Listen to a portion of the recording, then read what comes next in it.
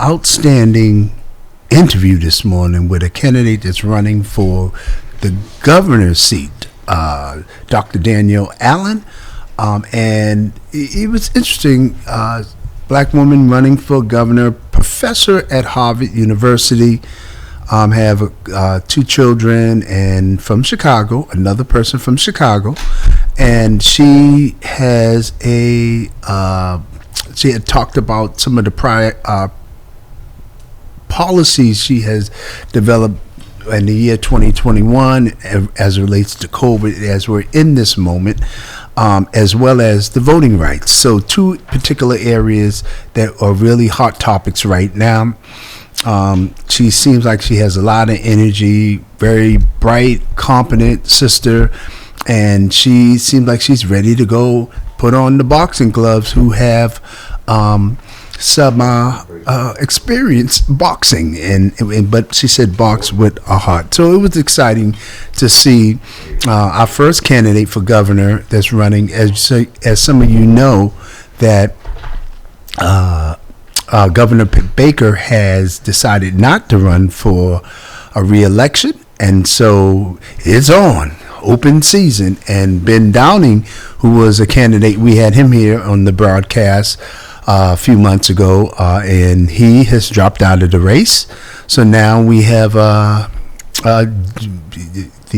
Danielle Allen, and I don't even know who else is running yet. It was Ben Downing and Danielle Allen. There's some rumors out there that potentially the AG, Maura Healey, may be getting in the race, and then there was some talk about Labor Secretary Marty Walsh, and so we're going to see what's going on in our governor's race. Just want to remind you, on the eve of the birthday of the great civil rights giant and leader, Dr. Martin Luther King, his family has asked us to continue to talk about the Voting Act and to make sure we do everything in our power to get this thing passed. And on the line with us all the way from Columbus, Ohio, our national correspondent, Wally Bell. Good morning, Wally. How you doing, man? All right, good morning. And also, Happy New Year to all of our folks. Because last time I talked to you was a whole year ago. I know, right? And it's just like so much has happened in the time between now. Today is January 14th, and this is my first time back in the studio. 14 days, and a lot has happened.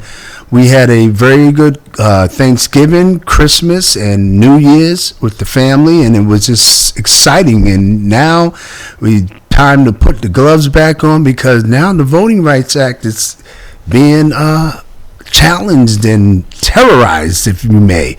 Beyond challenged. It is for real. Yeah. It is for real. If anybody is thinking that that this is a joke, it is not. Right. Your right to vote, regardless of what your race or ethnicity is directly being challenged right now in a number of states.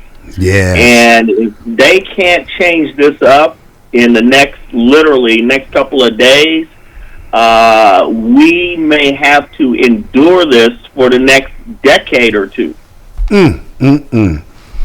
So what's going on, Wally? I mean, it's if a blind person can see the importance of the vote now, I mean, it's like, I don't even know. I mean, I understand disengagement when folks don't get reached out to and so forth, but this is really terrible, man. You know, there are several factors that have led to this. Mm-hmm. And the first factor, of course, is the Republican Party.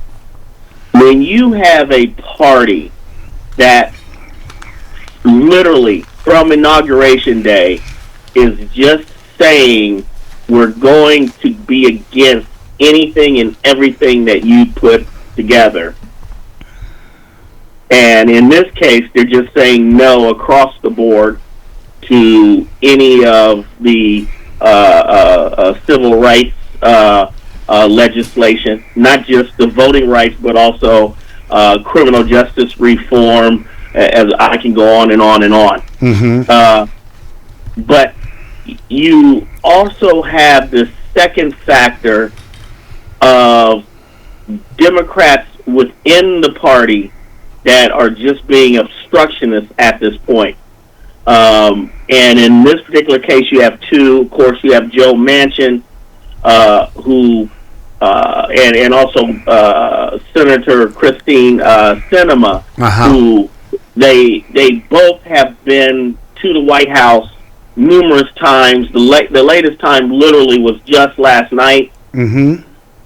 And they're still holding on to this same tired obstructionist position. And I also have to put some blame on President Biden as well, because I don't know if you remember, we talked about this literally last spring. I remember. And you asked me what I felt at that time, and I said, I really believe that President Biden, instead of throwing this on the back burner and making it, making infrastructure the main deal going into 2021 and the spring and summer, which is what he decided to do, it should have been voter rights. And the whole criminal justice thing he should have led off with.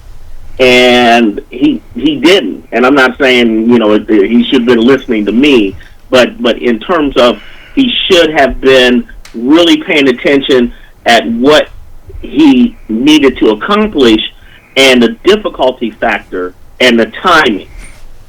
And he decided to go the other way, and now we're in this position with voter rights and civil rights legislation being pinned literally against the wall. Can I ask you a question? Can this be done by executive order? No. Interesting. You could do parts of it by executive order. But what'll happen is, as soon as the president leaves, it's gone. Especially if it's a new president comes in from another party. You can bet it will be rescinded. Oh yeah, they'll be rescinded. The second thing is, there is just some things that have to be, they call it codified. In other words, it has to be through legislation only. So there's no way you can just do it through executive orders. And then the third way, because if you went with executive orders, there would be some body or some group rightfully which would be able to say, we want to take this to the Supreme Court because it's not, legislation. Wow. So, that's a great question. And there are some things he has already done to try to improve the situation when it comes to voting. Right. But these are things that need to be done by legislation. Okay. This is something that should be done by Congress. And what you're seeing and what everyone is seeing is a failure of our government to work. Yes. You're actually seeing a broken government. Because when you have an entire party that is just saying no, just to, period, to obstruct,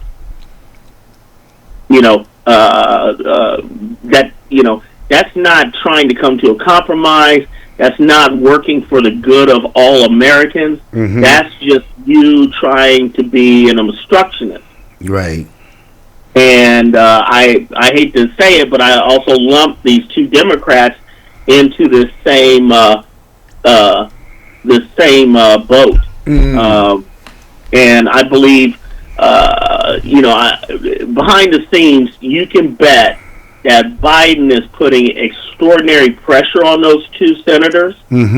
But the problem is, they're very concerned that they would turn around and either not seek re-election or turn around and change party.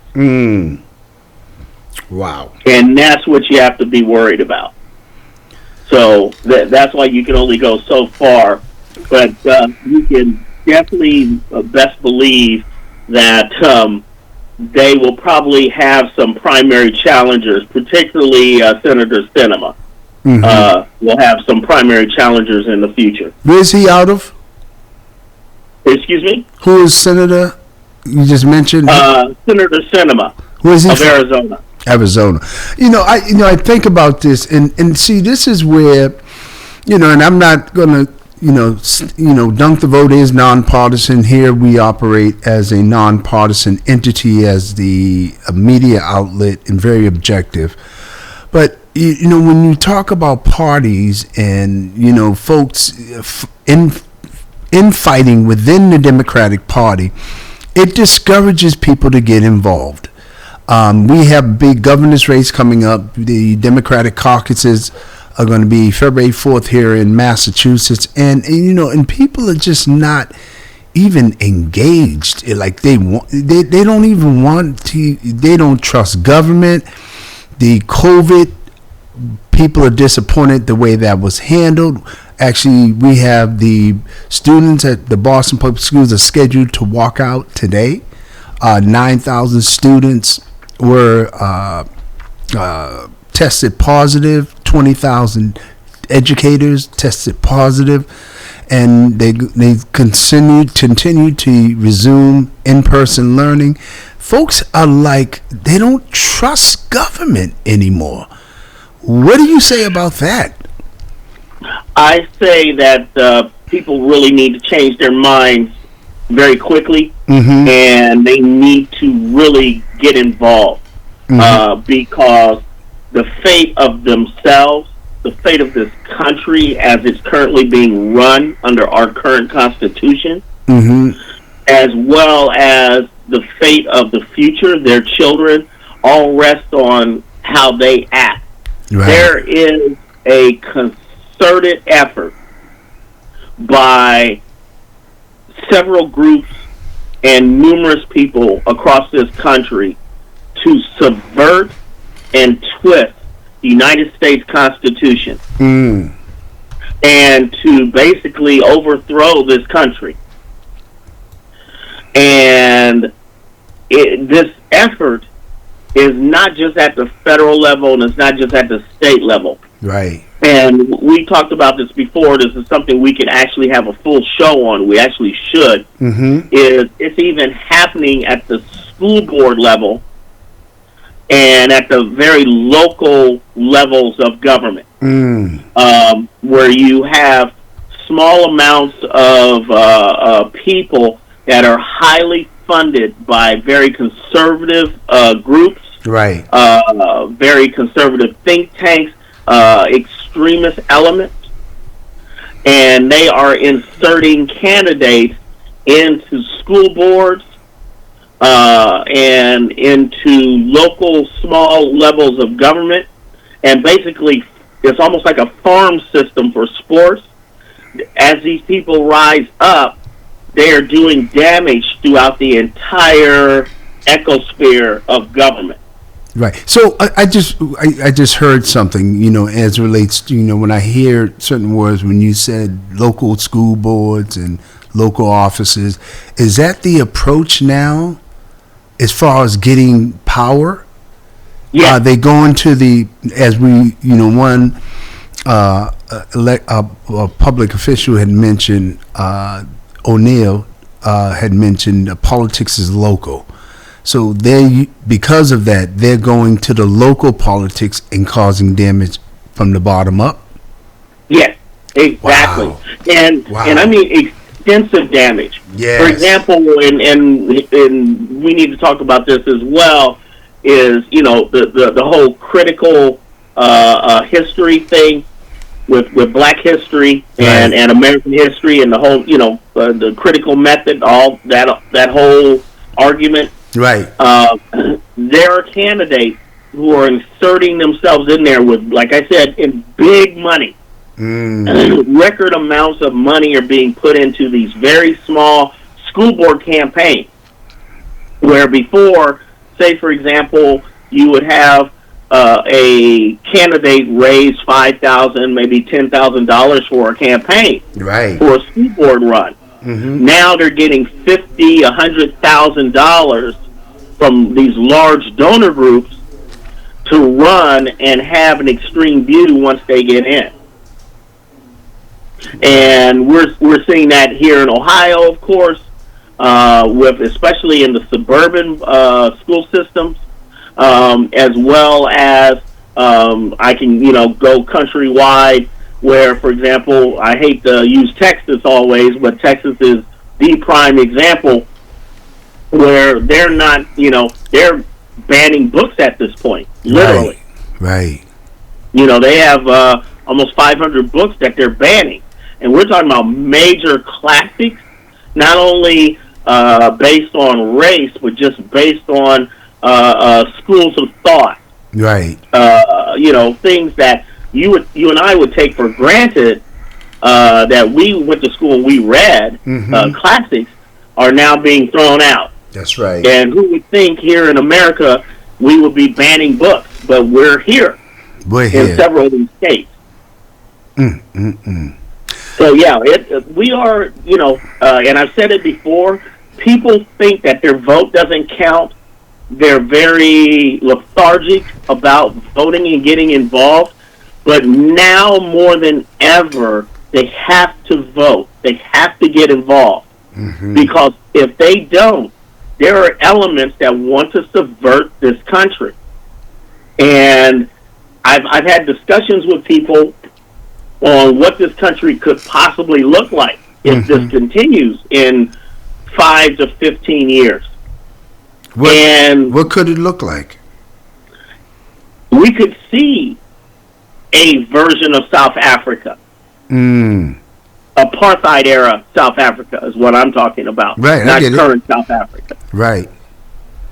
I mean, where you have a minority rule, where minority groups of whatever are disenfranchised. As easily as our votes are guaranteed, we could very easily be disenfranchised as well. It would not be the first time in history. And believe it or not, there have been elements who have tried to do that through the history of this country. Part of our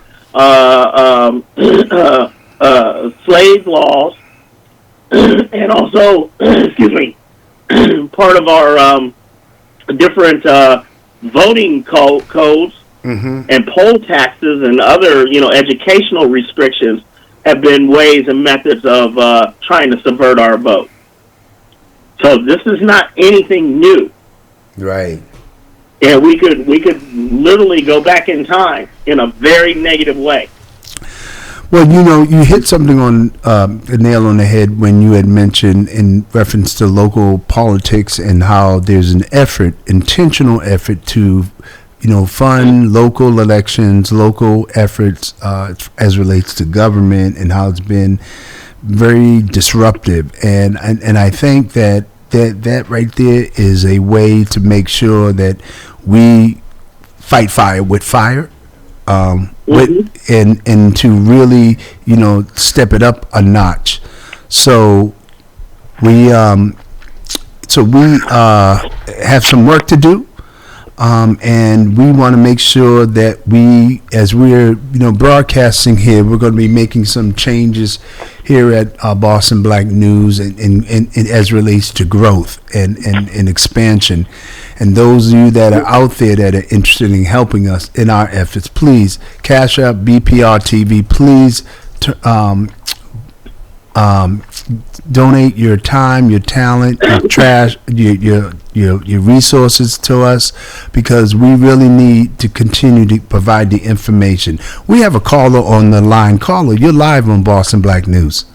Yes, good morning. Good morning.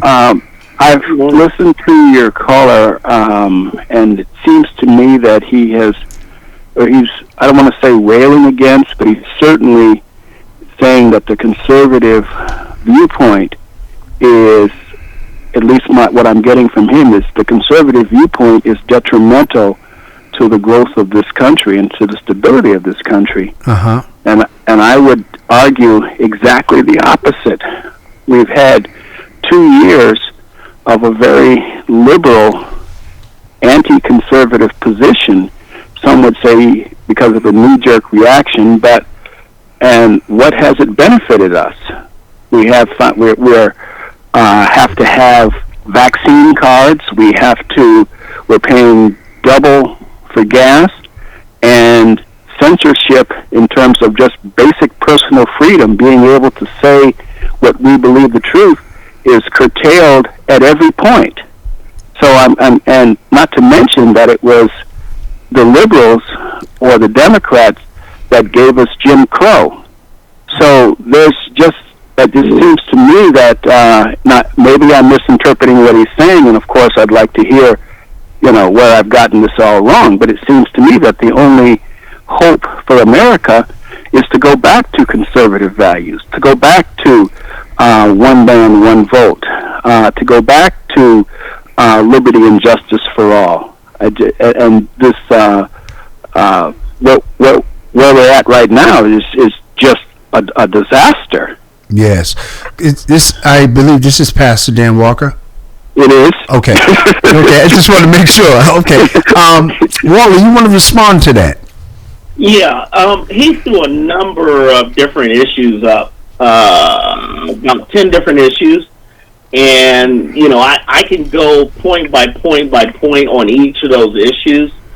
And I'm using the words not of any liberals or any Democrats. I'm using the words of actual Republicans who are saying that the Republican Party right now, that's being led by Donald Trump still, is more extreme than any other time in history. It is the most extreme in any other time in history. And what's happening, and I'm quoting Republicans now, is you are seeing Republicans lead the Republican Party in record numbers as well. So what I'm saying to you in terms of this is America's problem, the Republican Party, I mean that. We need a two-party system, at least. We need the Republican Party to function properly. I would have to say to our viewer that he has to admit that the Republican Party is not functioning properly right now. Because just, like I said, wholesale saying no to everything is not my brand of government. Okay. Let me just interject for one moment, because we have like a few minutes, and I have a guest coming in at 9:30, and we can continue this conversation at 10 a.m. But I just want to introduce you to each other, even though we're all on the same broadcast.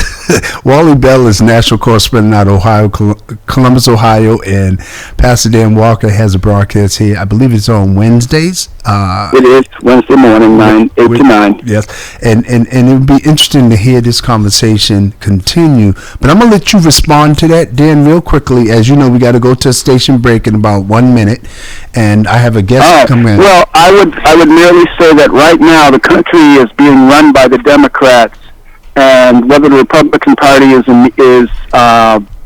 more adamant than ever, it's about doggone time that they stood for something. So right now the country's being run by Democrats. We have massive inflation. We have $4 regular gas. I'm paying close to $5 because I use super premium. And our human rights to speak are being curtailed at every point. I can't get on Facebook. I can't get on YouTube unless if I say anything they disagree with, I'm off. And this is never in the history of the world happened in America, the land of the free and the home of the brave. Really? Well, we're going to continue this conversation at 10 a.m. We're going to be right back. Y'all get your notes together, because it's going to be a hot and doozy one. And we're going to have Zakiya Lockley come in, and we're going to answer that. We're going to take a station break. We'll be back with our guest, Chris Dempsey. He's running for state auditor, and we'll see you at 10 o'clock.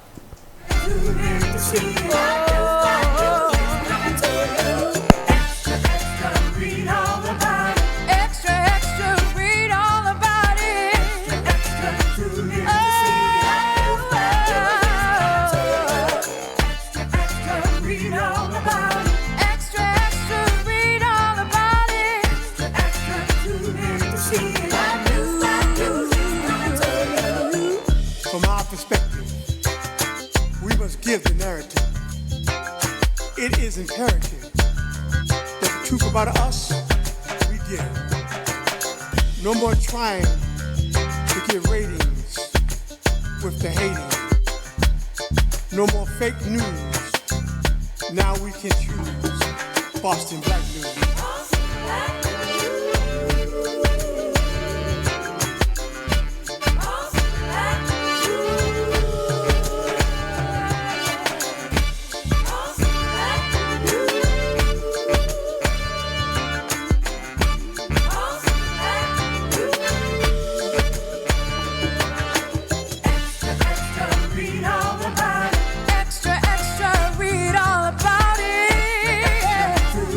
See, I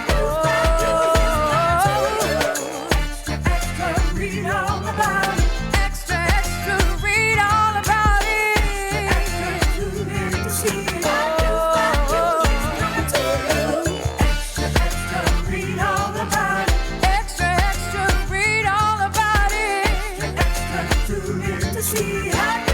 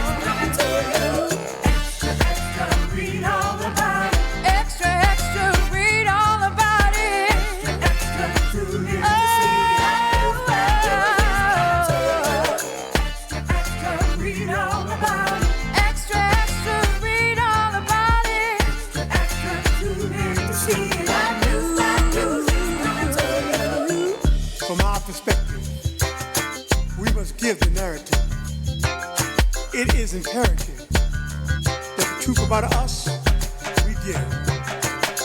No more trying to get ratings with the hating. No more fake news. Now we can choose Boston Black News.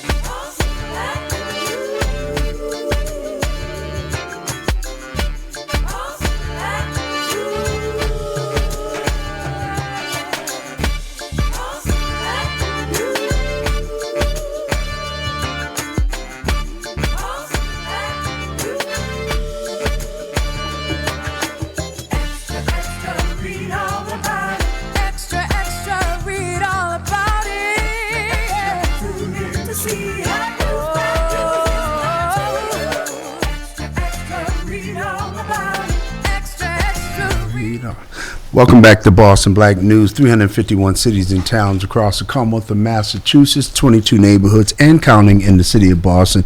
On the eve of Dr. King's birthday, we are here at Boston Black News in the historic Common Square in Dorchester, Massachusetts. And we have a special guest, good friend of mine from the administration, Deval Patrick, Assistant Secretary of Transportation, and also No Boston Olympics. Welcome to Boston Black News, man. Good to see you, man. Ron, it's great to see you and always good to talk with you. Yes, man. So why don't we just go right into it, introducing you to the community. We're in 31 media outlets across the Commonwealth, across the world, right? Tell us a little bit about Chris Dempsey. Christopher Dempsey. Is that your name on the ballot, Chris? Or I think it'll be Christopher on the ballot, but folks call me Chris. That's why I said I know him by Chris. I seen Christopher and I was like, should I call him Christopher or Chris? You know, just that, whatever. So tell us a little bit about yourself, Sure. man. So, born and raised down the street in Brookline Village. Okay. I currently live there on the first floor of Triple Decker with my fiance Anna, who's Okay. wonderful. And grew up in Brookline, went to the public schools there. And I've served in my career in the public sector, in the private sector, and also in the nonprofit world. And I bring that unique experience to this job of state auditor, Right. which is all about making state government work better for people, making sure that we're spending our tax dollars well and that those dollars are actually meeting the needs of people and communities and not getting lost in the bureaucracy. Right. And so Brookline High School, my cousin went there, Tito. Tito. Was Yep. he? Tito was Yep. a little bit ahead of me. Okay, I was going But to say. Tito's a legend at Brookline High. Yeah, okay. I was going to say, when you said Brookline, you know, my mom is one of the founders of Roxbury to Harvard, which is right over the bridge. Yep. You know, I used to hang in Brookline, where Yep. the Children's Inn and all that area. Yep. So I'm right down the street from there. I'm Okay. on that street. Okay. So, why are you running? You know, Because, you know, Yeah. first of all, why are you running? And tell us what a state auditor does. Sure. Let me start with a little bit about why I'm running. And Okay. It's kind of fitting to be talking about this on Martin Luther King's weekend. Mm-hmm. And you brought him up just earlier in this conversation. So my parents met while teaching at the Martin Luther King School in Grove Hall. Okay. And they met in 1970 at a school that had actually been shut down before, because in the 1960s there had been so much strife and turmoil, and they had said that basically the school was ungovernable. Mm-hmm. In fact, Dr. King spoke at this school, when it had a different name, spoke at that school in 1965. Okay. And it was a few years later they shut it down and they brought it back under a new black principal. My parents were some of the first people hired. My parents were placed in adjoining classrooms at that school, and that's how they met and they fell in love, and the rest is history. But it's that public service that was instilled in me by my parents, a sense that educators, that community leaders, that people in the nonprofit world, people in government are there to make our society better, make our Commonwealth stronger. And that's been a driving passion for me. It's why I joined the campaign of then Deval Patrick. We all know him as now Governor Deval Patrick. It's why I served in the administration, got to work with great folks like you there. So I've always been driven by public service. And the auditor's office has this unique ability within state government to make sure that across the Commonwealth, we are having programs that are efficient, that are effective, that are fair, that are equitable. Auditor Bump is the incumbent right now. She is not running for re-election, and she's had a great career in public service. She's been a colleague of yours too. You know her well.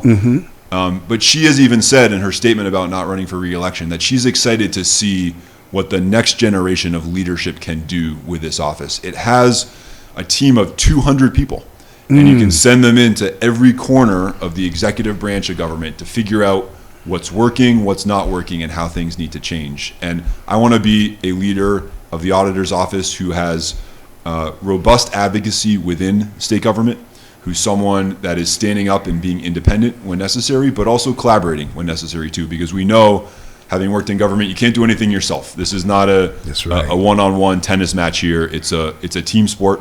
And so that's my approach, and that's why I'm running for this office. So there's 200 employees, and this is something I learned. I got an award from the Celtics, Heroes Among Us, and they said it was sponsored by the lottery. Yeah. I said, with lottery, auditor, can you explain all of the different components?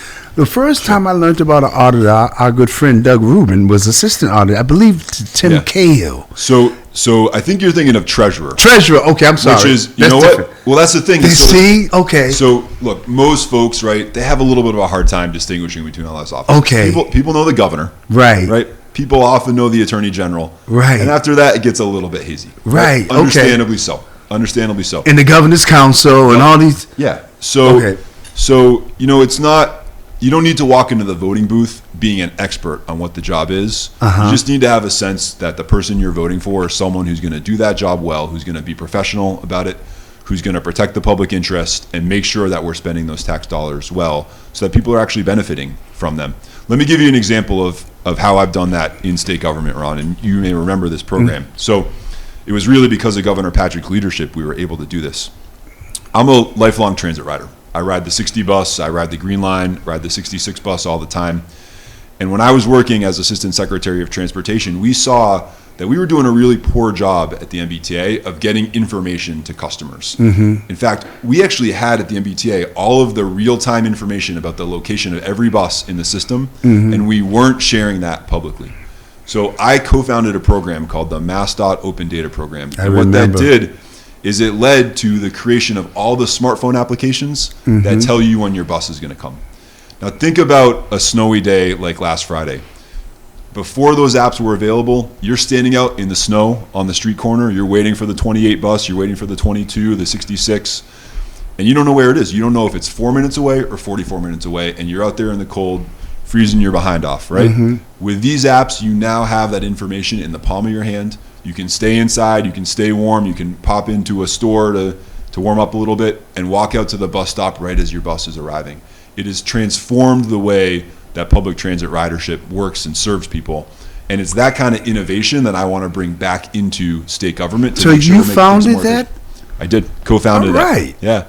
Oh, you all right, man? Because I always look at that, and sometimes Isn't it it great? does not work. I know, it's not perfect. Okay. It's not perfect. I was like, one time I was like, I get wait, it. it said 10 minutes. I get it. All right? And then all of a sudden it disappears. And I get it. But it's good. It is really good because I actually watch it myself. Yeah. And I'm sure you would agree, Ron, the MBTA is not known as a place for innovation. It is not known as cutting edge. We made the MBTA the very first transit agency on the entire East Coast to make those applications available to riders. And they've really improved the opportunity and the service for people. So I'm proud of that. And again, I'm a bus rider. People will see me riding the bus with them. It's how I get around. It's actually faster. It can be, absolutely. With this traffic. Yep. Because, I'm looking at you from 2014, 15, no Boston Olympics. Yep. Just imagine if that happened, Chris. Yeah. Tell us a little about your role in that. And sure. So, look, I think people had a range of opinions about the Olympics, right? I was actually pretty excited by the idea at first, and I think a lot of people were. Hey, I like sports. I like a good party. Why not bring those things together and bring the world to Boston? But here's the problem with that. You start to read the fine print of what the International Olympic Committee requires the host city to do. And that's sort of an auditor's job, right, is to read the fine print, make sure we're getting a good deal. So that bid was going to require building all of the most expensive venues, a stadium, a velodrome, an aquatic center, the Olympic Village, and taxpayers were going to be on the hook for 100% of the cost overruns. So we were looking at something like a $10 to $15 billion bill for that. And that's quite a hangover for a really fun party, but you get the hangover afterward, right? And again, I like sports. I like when we host the World Series. I like when we host the NBA championship. There's nothing I like better. But to have a $15 billion bill for it, when those dollars are then taken away from public schools, from public health, from public parks and the environment, all the things that we need that serve everybody in society. That didn't sit right for me, especially as the son of public school teachers who were digging into their own pockets to pay for school supplies for their students. And we know that public school teachers across the Commonwealth and across the city of Boston do that today. That didn't sit right with me. And so we created a group in a living room in Boston called No Boston Olympics. We went up against some of the most powerful people in Massachusetts who were pushing that bid. But we felt like we were basing our case on the facts and that we were doing it to have a better debate and civic conversation. Is this out of your work as Assistant Secretary of Transportation, or this was just... I was out of the administration by then. Okay. So I was in the private sector at that point, and this was just what I was doing at first with my free time. Eventually, it became a sort of full-time pursuit for a brief period, for about 4 or 5 months there. We were successful at getting the public to rethink the bid, and then our public officials to rethink the bid. And I think that's left our Commonwealth stronger because we can now focus on some more core priorities. I mean, think about in the middle of COVID, trying to also build an Olympic stadium, and keep that on budget and keep that on time. It was not going to happen. So I think in hindsight, people feel like we got a lot of good things going on in Massachusetts. We didn't need that $15 billion party. They could have just voted for you for that, man. You know, I'm like, yo, because I'm thinking about the bike lanes. God bless our bike lanes. Yep. But it ain't working, bro. Yep. It's not working. Can you imagine all of these folks from all over the world during COVID? Yeah.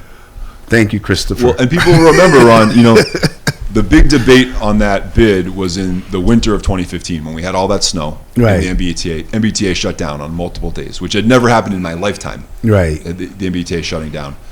And I think it reminded people that you don't really invite the guests over until you have your own house in order and cleaned up. And we need to focus on the basics for people first: public education, public transportation, the environment.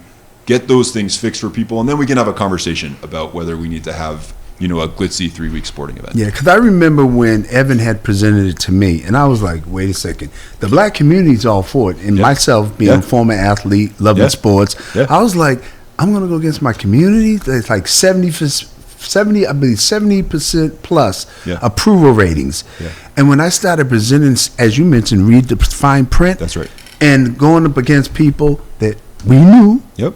It was friends of ours. Friends of ours, right? Yep. And you know, and it was kind of tough. Yep.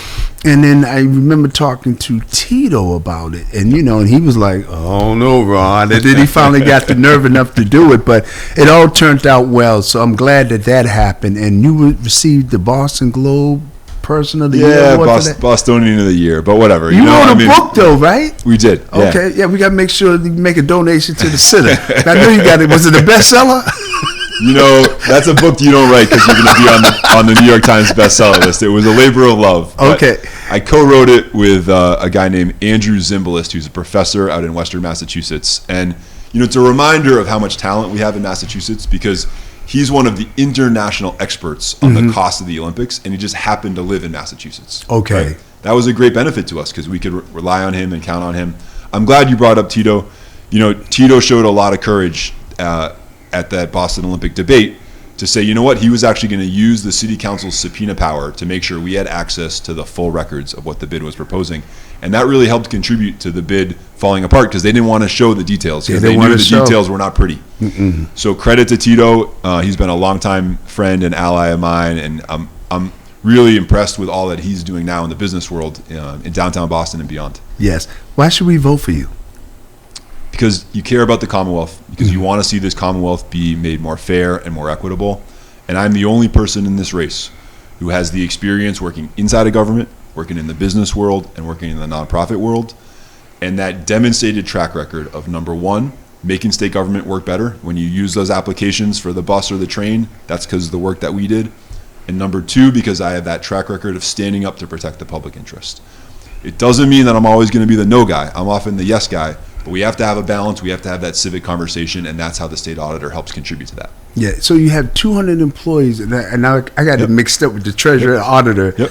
What exactly do the auditor do with the 200 people? Are they out auditing people? Yeah. So they're auditing state government. Okay. So we are not auditing anybody's taxes. We're not auditing a business. We're auditing the work of state government, and we can ask any number of questions that we want to ask. Are we getting the right outcomes for these dollars? Are hiring practices fair? Are we following the laws that are on the books that require XYZ to happen before a state government can take action? All of that is in the purview of the auditor's office.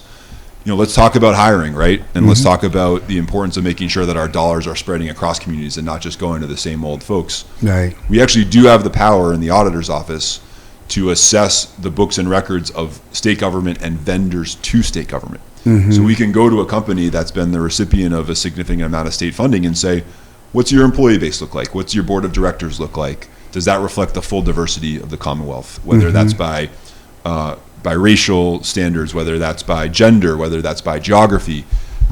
Any of those are fair game for a discussion with the auditor's office, and we can help shine a light on places where we need to do better as a Commonwealth. What would your staff look like as relates to diversity? It's incredibly important that my staff reflect the full diversity of the Commonwealth.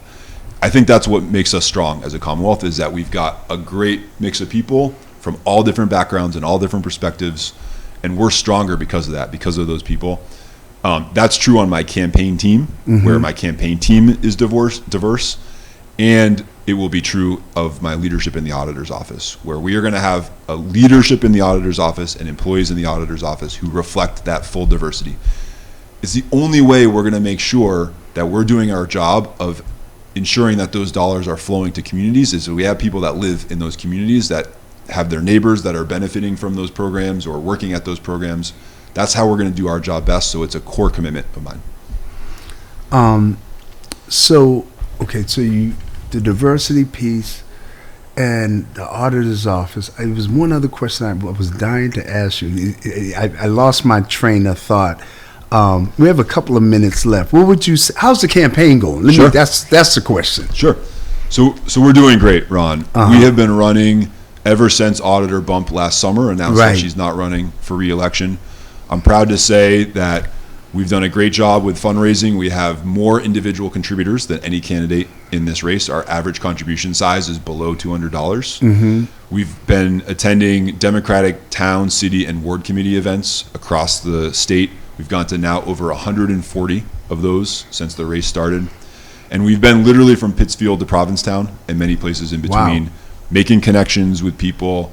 A lot of it is running into old friends like you and being able to reconnect. And a lot of it is meeting new people that I've never met before, but who are rallying around our campaign, who are seeing that while this might not be an office they've thought a lot about in the past, it's one that they see can be important to their lives. And they're joining our cause. We're honored to have them, and we want to grow that team as large as possible. How do we get people involved in your campaign? You can look right in the camera and tell the folks. Best place to go is dempseyforauditor.com. You can follow me on Twitter at CDEMPC and on Facebook at facebook.com/dempseyforauditor. We'd love to have people join the team and be a part of this grassroots campaign. Thank you for coming, Chris, man. Good to see you, man, and thanks for your work with Boston. No Boston Olympics, and good luck on the campaign. Thanks, Ron. Always great to reconnect. Yes. Boston Black News, we're going to be right back with Zakiya Lockie, Wally Bell, and Pastor Dan Walker, and we're going to continue to talk about our Voting Rights Act on the eve of Dr. King's birthday. Be right back.